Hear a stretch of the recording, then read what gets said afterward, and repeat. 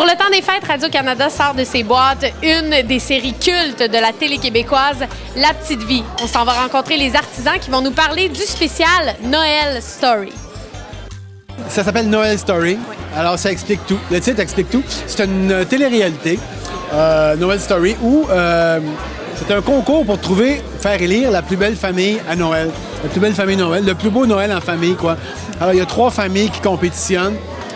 Bien sûr, les paris. Les paris. Les gros lots avec Jean-Michel Anctil, Lise Dion et Dominique Sion. Et il y a une autre famille qui est formée uniquement de Jean-Loup, Michel Côté. OK. Une famille monocellulaire. Et les paris ont été inscrits par Rénal pour participer à ce concours et ils veulent tous gagner parce qu'il y a beaucoup d'argent en jeu, une somme très importante et tout le monde veut gagner. Régent doit être tenté surtout. Régent, écoute, est attiré par l'argent et la facilité, c'est bien connu. Nous, c'est la famille Groslot avec Dominique Sion qui joue notre fils.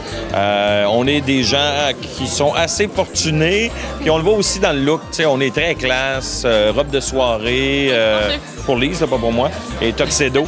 On est tous fuckés, mais propres. Ouais.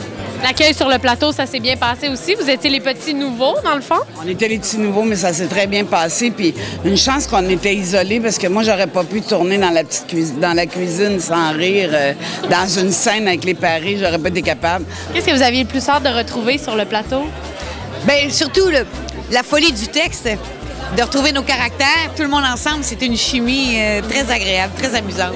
C'est comme une famille que j'ai retrouvée. On a eu vraiment du plaisir à répéter, juste à lire le texte. Moi, j'ai eu du plaisir à le relire chez moi, à le décortiquer comme je faisais dans le temps. Bien, au départ, quand Claude m'a appelé, il m'a dit bon, est-ce que tu veux en faire partie? Mais avant de prendre une décision, je vais t'envoyer les textes, puis tu pourras regarder ça.